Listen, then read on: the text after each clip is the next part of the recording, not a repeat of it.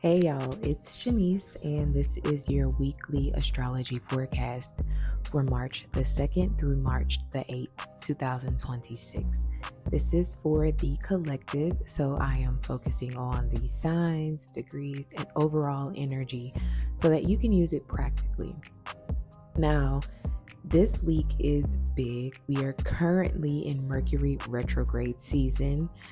We're also in eclipse season with a total lunar eclipse on tomorrow, Tuesday, March the 3rd.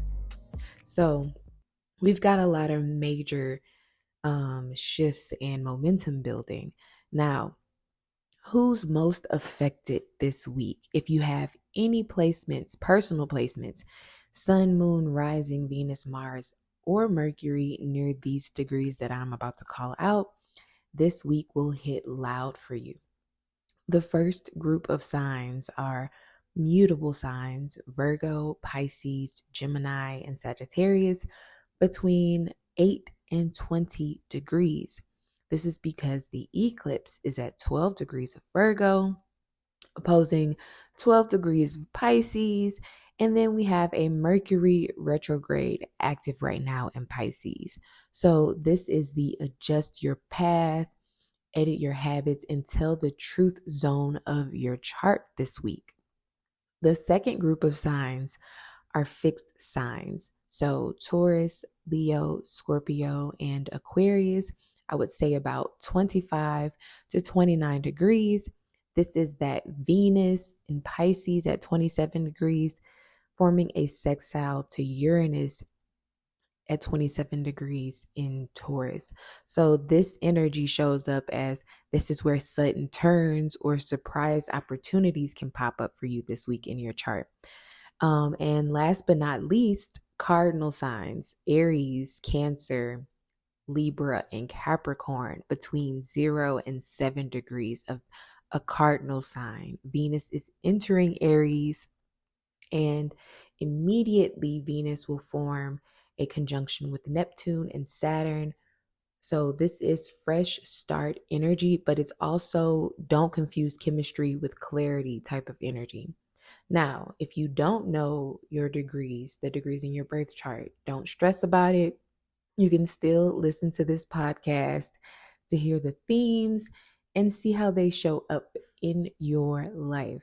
So the big three themes this week: theme number 1, Virgo Lunar Eclipse. This is basically the last eclipse of this eclipse season. Eclipse season is closing out on March the 18th when we have that new moon in Pisces. So this is the last eclipse for this eclipse season, but we will still be in eclipse season until March 18th. And we will be in the Mercury retrograde period until March the 20th. So this Virgo lunar eclipse that's happening on the 3rd of March is all about endings, reality checks, and resets. Virgo eclipses, they tend to bring cleanup energy, clarity around what's not sustainable, and a push to simplify your life. It likes to gather all of the details and organize the details. So some questions that you can ask yourself for this lunar eclipse that is happening this week are: what needs to be fixed, finished, released, or reorganized in my life? What habit is draining you? And where are you overthinking instead of choosing? Now, the second theme is Mars entering Pisces on Monday. So motivation tends to get a bit more, emotional. Mars in Pisces doesn't hustle the same way that Mars in Capricorn, you say, would hustle. So it moves through feeling and intuition, faith and compassion, and even sometimes avoidance, because Pisces is that escapism energy. Now, last week, Mars formed a square to Uranus, and on the global stage, we saw that the US and Israel bombed Iran. That's very on brand for Mars and Aquarius, which is like basically that rebel warrior type of energy. And Uranus in Taurus is shaking up our sense of comfort and stability. Now, Mars represents war. And when it comes into a square aspect, it can bring about tense energy that we need to master. So think about what happened last week, what came up for you this last week. And Mars in Pisces is asking you to get more spiritually grounded. Mars is leaving Aquarius and entering Pisces, asking you to get more spiritually grounded and do things that feel intuitively connected to your calling. So some practical translations of Mars in Pisces is to act from alignment and not anxiety, to move slower but more intentionally, and also to protect your energy and your focus. Now, with this Pisces season for me, I've personally been super, super tired. Pisces is in my 12th house of rest. So I've been working on a few projects, but really, really going slow because I've been so tired. I literally wake up late every morning. And it's so funny too, because this Mercury retrograde, I thought I was gathering everything and really getting organized. And yesterday, my mic for my podcast, where what I record my podcast on or with, was dead. And so I thought I was early and I was gonna post the podcast on Sunday, but my mic died. That's very on brand for Mercury retrograde, and my internet is currently out too. So a lot of technical difficulties right now. So think about how this energy is showing up for you. It's probably telling you to rest and to organize your life and get more grounded in your intuition and spiritual practices. Now, the third theme of the week is Venus entering Aries and then immediately meeting up with Neptune and Saturn. So this is desire and discernment. Venus in Aries says, I want what I want right now. Venus is in detriment in Aries or fallen. I never can remember if it's detriment or fallen for any of the planets, honestly. That's really sad to say that I'm an astrologer, but I have a lot on my brain. But anyway, Venus is in Aries, and it's that energy of like wanting our desires right now. And then with Neptune there, it says romance and fantasies and ideal, like just idealizing your fantasies and romantic things, your dreams. And then Saturn there says to prove it, build it, and make it real. So don't be surprised with this Venus and Aries transit that you start to be attracted to new things and you can feel like a spark or an impulse really fast. And money choices also need a reality filter while Venus is in Aries, along with, boundaries. Boundaries are literally the love language for Venus in Aries right now, especially with Saturn there. Now, let's get to the day by day breakdown, starting with Monday, March the 2nd. This is the day that Mars enters Pisces and the moon is in Virgo. But before the moon enters Virgo, it will be in Leo and it forms a square to Uranus. So you might feel restless or have sudden mood shifts. And then the moon enters Virgo and your focus begins to sharpen. You become more aware of your body and the things that you need to organize in your life. This is also the beginning of that eclipse portal on Monday. So don't be surprised if Monday feels really, really intense. But earlier in the day, we have Mars entering Pisces. So this is a softer drive, more intuitive drive. You can feel less aggressive, but more emotionally motivated with this Mars and Pisces transit. So the best way to use Monday is to prep, edit, organize, and simplify your life. Set your week up around what's realistic and tangible. And watch out for like anxiety spirals or doom scrolling and trying to force certainty and clarity right now. Now, Tuesday, March the 3rd is the big day of the week with the lunar eclipse at 12 degrees of Virgo. This is the anchor point of the week. So eclipses bring turning points, they reveal, they close chapters. And Virgo asks us to tell the truth and to see the truth in the details. So it's a lot of logic versus emotion and details versus faith type of energy. But there is some emotional support with this eclipse because it's forming a sextile to Jupiter exalted right now and retrograding in Cancer. So that's that emotional support that's available for us with this eclipse, this Virgo eclipse. But this eclipse is also opposite Mercury retrograding in Pisces. So be mindful of any miscommunication, missing the details, some mental fog, or just like missing the information and not really having all of the information. Just allow this eclipse season to slowly show you. Again, this eclipse season ends March 18th. So allow it to slowly show you the details and the clarity. Don't push any big decisions if you don't have all of the information, and focus on release and recovery, and making small practical changes that reduce stress in your life. Now, watch out with this energy for nitpicking yourself or being super critical. Virgo is a very perfectionistic sign, and it's always trying to control the outcomes of a situation, kind of like Scorpio. They form a sextile to each other um, in the cosmos. So that would make sense. Also, assuming a temporary feeling is a permanent truth. Again, allow this eclipse season that ends on March the 18th to slowly show you the clarity in what you are looking and trying to get certain about. Now, Wednesday is when Venus in Pisces forms a sextile to Uranus in Taurus and the moon enters Libra. So Wednesday has a surprise but helpful type of energy. Venus in Pisces is exalted, and Uranus is talking to Uranus in Taurus right now. So this is unexpected invitations, money or value realizations, creative breakthroughs, or a new way of relating to others and like especially your loved ones.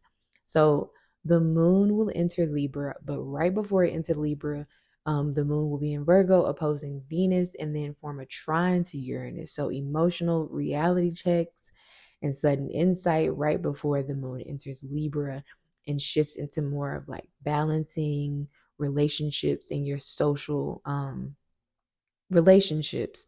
So the Libra moon will oppose Saturn and Neptune in Aries. So this is mixed signals and emotional sensitivity. And then it will trine Pluto. So deeper truth and maybe even building stronger boundaries. So on Wednesday, stay open to any new ideas or new solutions that pop up. Also, having honest conversations and not trying to force closeness with others. Watch out for like people pleasing or assuming you know what someone means when things are unclear. I would say wait at least until the moon moves into Scorpio to like really have some sort of clarity. Now, Thursday, March the 5th, is a really, really beautiful, supportive day. It's one of the cleaner days of the week. The sun in Pisces will form a trine to Jupiter retrograding in Cancer. So, this is supportive, heart centered type of energy that's good for encouragement, hope, and emotional repair. It's also good for like family and home spaces and nourishment and spiritual reassurance. Now, the moon is in Libra on Thursday. So it will form a square to Jupiter while the sun is forming a trine to Jupiter. So try not to overextend yourself or keep the peace when things are uncomfortable. The best way to use Thursday's energy is to like record if you are a content creator or plan your content. Reach out to someone that makes you feel safe. It's one of your safe spaces. Do something that makes you feel like more at home and feel more supportive. And just watch out for over promising, overextending yourself, or spending energy that you don't have. Pay attention to your body's signals on Thursday.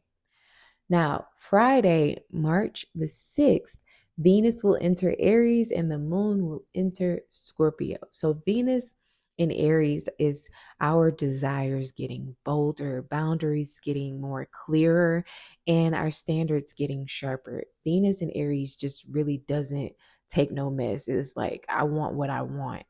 And then the moon, before it enters Scorpio in Libra, will oppose Chiron. So this is some sensitivity in our relationships popping up. But then it will shift into Scorpio where intensity increases and our emotions, like our emotional world, will deepen.